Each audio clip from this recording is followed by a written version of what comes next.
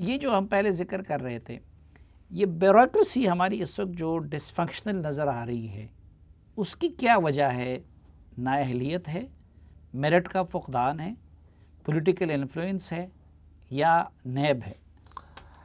देखिए, मेरा ये ख्याल है कि इसमें कई फैक्टर हैं, लेकिन सबसे बड़ा जो मेरे नज़दीक फैक्टर है ना जी, वो इसका फ्रेमवर्क है। फ्रेमवर्क जो इसमें मेरा जो ज़ाती तजुर्बा है वो ये है कि देखिए, आप ग्रेड 22 में फेडरल सेक्रेटरी लगाते हैं, जो उसका जो ज़्यादातर के 80-90% केसेस में उसका 1 साल रहता होता है रिटायरमेंट का, या 1.5 साल रहता होता है।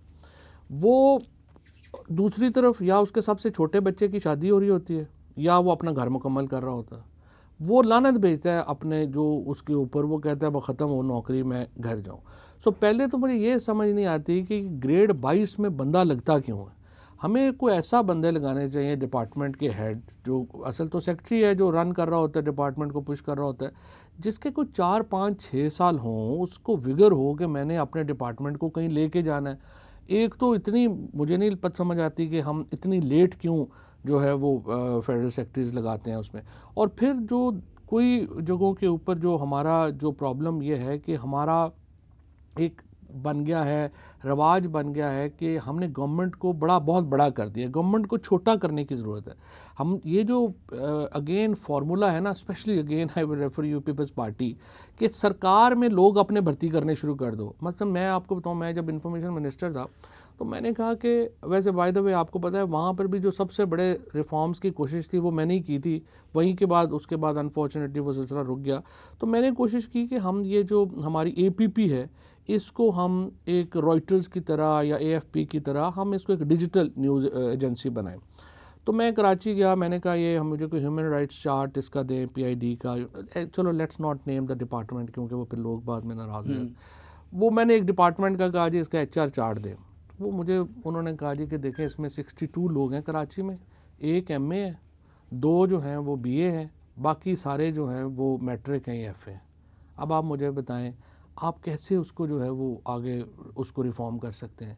तो रिफॉर्म तो दूर, अब तो उसमें मजीद लोग भर्ती हो रहे हैं, और वो आपके जो और बिल्कुल आपकी बात ठीक है। टोटल जो लोग हमारे इस वक्त यहाँ पर आइडिया आ रहा है, हमारी ये जो हमारी गवर्नमेंट्स है ना, अभी तो आकर के वैसे कैबिनेट ने, और to the credit of doctor Ishrat साहब ऑल्सो, इन्होंने उसके ऊपर बहुत रोकथाम लगाई है।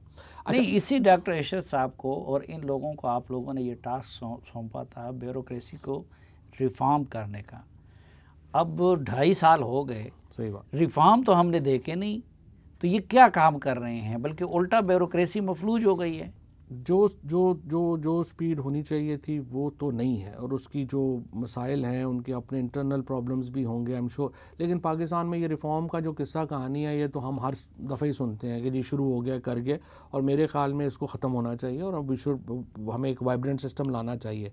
अब मतलब मैं आपको अपनी एक मिसाल देता हूँ। मसलन मेरे पास एक पोस्ट है जिसमें मैंने चाइना में एक साइंस काउंसलर लगाना है। अच्छा, अब साइंस काउंसलर वहाँ पे लगाना है, तो मैंने देखा कि पहली शर्त ये है कि मेरे नज़दीक तो उसको चाइनीज़ आनी चाहिए, कि चाइना में होगा तो उसको चाइनीज़ ही नहीं आती क्या है। अब हमारे पास मिनिस्ट्री में कोई बंदा नहीं है जिसको चाइनीज़ आती है, तो मैंने कहा इसको ओपन करें। अब वो जो प्रोसेस है लगाने का वो कम से कम 10 महीने का। अब आप मुझे बताएं, हम 10 महीने या उस वेट करें वहाँ पे, वो अगर प्रेसिडेंट शी का विज़िट, मेरा इंटरेस्ट तो ये है कि प्रेसिडेंट शी का विज़िट है उससे पहले हम लगाएं। अब ना आप लगा सकते हैं कोई बंदा, ना कुछ नहीं, तो ये तो फरियाद है, फरियाद करना तो मेरा काम है, रोना धोना तो मेरा काम है, होना चाहिए का मुतालबा करना तो मेरे अवाम या उसका काम है। तो हुकूमत तो ये कि मैंने ये कर दिया, ये कर रहा हूँ, तो आप लोग तो हुकूमत हैं। ये आपने बड़ा अच्छा सवाल किया, क्योंकि ट्विटर के ऊपर भी जब कोई कमेंट करें ना, तो लोग कहते हैं कि नहीं आप तो वज़ीर हैं तो आप कर लें। वज़ीरों के पास तो यहाँ पे जो इख्तियार है ना, वो सारे हैं जो बुक्स में हैं। और दूसरी बात यह है कि जब तक ये एक और I would say federal ministers के पास तो फिर भी कोई इख्तियार है, प्रोविंशियल वज़ीरों का तो आप देखें उठा के, जब आप रूल ऑफ बिज़नेस देखते हैं तो उनका पास तो बिल्कुल ही कोई हाल नहीं है। ये काम कि कैसे होना है, क्या करना है, ये इस्टेब्लिशमेंट डिवीज़न के काम है। अब इस्टेब्लिशमेंट के ऊपर मेरा कितना इन्फ्लुएंस होगा, क्योंकि वो मेरे अंडर नहीं है, या जो आपने रूल चेंज, लेकिन इमरान खान साहब के अंडर तो है ना, वो भी इमरान खान साहब के अंडर है। जो हुकूमत होती है ना, एक मस्त हाथी की तरह होती है, ये अपने ही एक स्पीड के ऊपर चल रही होती है। अगर ये हाथी कहीं के गिर गया तो गिर गया, अगर चलता रहा तो चलता रहा। ये कॉम्प्लेक्स है। जिस हम रिफॉर्म की जिस तरह बात कर रहे हैं इस वक्त, ये इसीलिए बात कर रहे हैं ना कि इस हाथी को घोड़ा बनाने की ज़रूरत है। अभी तक हमारी हुकूमत हाथी है, इसको हमें घोड़ा बनाने की ज़रूरत है। अदरवाइज़ ये 22 करोड़ का मुल्क है, हम 5वीं दुनिया का बड़ा मुल्क है, हशर हमने अपना कर लिया है। पासपोर्ट उठा के जब रखते हैं किसी फ़ॉरेन, हमारे को बच्चे जा रहे होते हैं ना, ये पढ़ने भी जा रहे होते हैं, तो अगले का दिल धड़कता है कि अल्लाह खैर करे, ये जाने तो लगा है, पता नहीं वहाँ पे क्या करेगा। नहीं तो वो पहली दो जो जमातें हैं उनके बारे में आप लोगों की तो दूसरी ओपिनियन है कि भाई उन्होंने मुल्क को लूट लिया, तबाह कर दिया। अब आप लोग तब्दीली के नारे के साथ, और कुछ लोगों ने उम्मीदें भी लगाई हुई थी, तो अगर यहाँ पे भी ये बेबसी है और 2.5 साल हो गए, तो इसके बाद तो क्या होगा? ये ऑप्शन क्या है? मैं आपको बता रहा हूँ ना कि ये जो इस वक्त जो फ्रेमवर्क है ना हमारा, ये पूरी हुकूमत का, ये मस्त हाथी की तरह चल रही है। इसको जब तक आप इसको अपना नीचे जो सवारी का जानवर है उसको चेंज नहीं करेंगे, ये ऐसी चलती रहेगी असल में। और इसी के लिए हम ये रिफॉर्म्स की और ये इस्लाहात की जो मैं बात है ये मैं कर रहा हूँ। देखिए जो पिछली ये इमरान खान को एक एडवांटेज आप दें। एक वजह ये नहीं है कि आपकी हुकूमत एहतसाब के नाम पे आई थी, लेकिन अमलन आपकी गवर्नमेंट और पार्टी और ब्यूरोक्रेसी के अंदर कोई अकाउंटेबिलिटी का आपका सिस्टम नहीं है।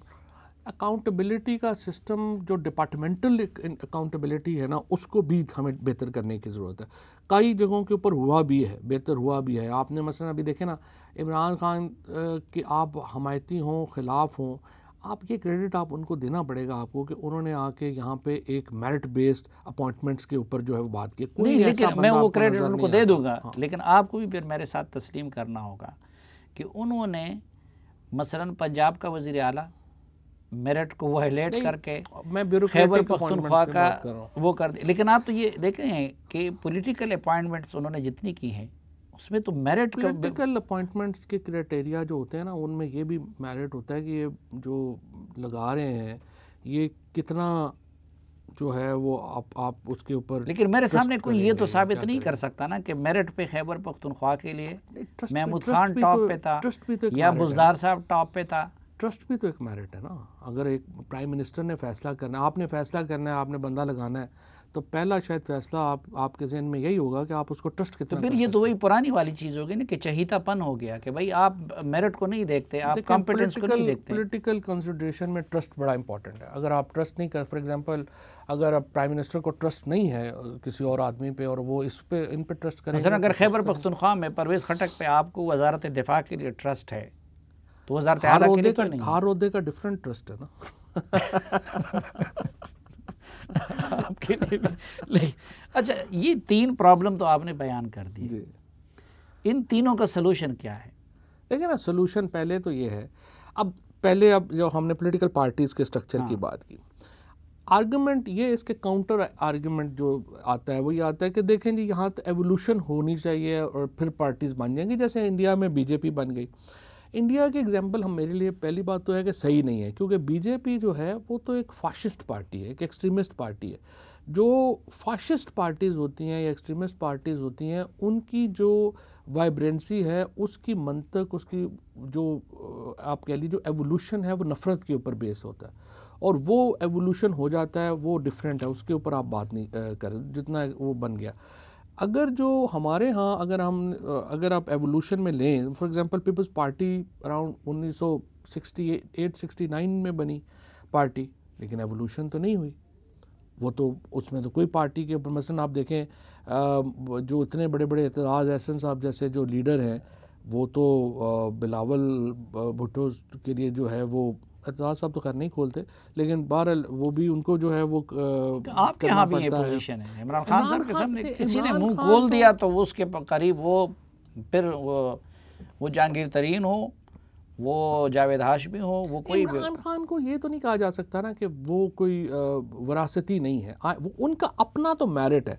नीचे वो अपनी पार्टी की, लेकिन थोड़ा सा डिक्टेटरशिप और माजरत चाहता हूँ यानी फाशिज्म का आंसर यहाँ पे भी आपको नज़र नहीं आता बहुत ज़्यादा? नहीं इतना नहीं होता वैसे यहाँ पे। तो आप बात देखें ना, बातें तो हम सारी कर लेते हैं, अंदर भी कर लेते हैं, लेकिन वो मेरे चचा जो थे ना वो जज थे हाई कोर्ट के, 16 साल जज रहे, फिर बाद में चीफ जस्टिस रहे 5-6 साल। तो इतना लंबा अरसा वो जब जजी हुई तो मुझे कहने लगे कि बात यह है कि सुबह मैं 8 बजे जाता हूँ तो माई लॉर्ड शुरू होता है, 3 बजे तक माई लॉर्ड होता है। अब तो कोई बंदा रीज़नेबल मेरे साथ इख्तलाफ करे तो मुझे उससे भी जो है बुरा लगना शुरू हो जाता है। तो प्रॉब्लम ये होता है कि हर ओहदों के ऊपर भी ना आके कुछ माहौल इर्द गिर्द भी ऐसा हो जाता है, छोटा मोटा हो जाता है। ये बात दुरुस्त है कि प्राइम मिनिस्टर साहब अगर कुछ इस तरह के फैसले नहीं कर सकते तो उसकी एक वजह ये भी है कि वो खुशामदियों में घिर गए हैं और हर तरफ से जी आपका विजन और आपका ये नहीं, ऐसा नहीं हो। एक तो पीएम बड़े कनेक्टेड है, एक सोशल मीडिया के ऊपर, व्हाट्सएप ग्रुप के ऊपर और वो तनकीद लेते हैं काफ़ी, वो खुली बात भी करते हैं और आपको आगे लेकिन टीम जो इर्द गिर्द है और ख़ुसूसन हमारे पठान वज़ीरों की वो तो माशाल्लाह माई लॉर्ड ही है। नहीं, बातें होती हैं, सारी बातें बाहर भी होती भी नहीं, काफ़ी मेरे ख्याल पीटीआई में काफ़ी कल्चर है बात करने का और काफ़ी बातें होती भी हैं। मुझे नहीं पता नून लीग का, तो मुझे नहीं पता या क्या है कैसे है। मतलब अभी मैं देख रहा हूँ कि देखिए ना, मरियम नवाज़ जो हैं, अब जो भी है, मरियम नवाज़ ने ज़िंदगी में कभी कोई काम नहीं किया हुआ, उन्होंने ज़िंदगी में अपना किचन तक नहीं चलाया हुआ, वो तो कभी सब्ज़ी ख़रीदने भी नहीं गई होंगी।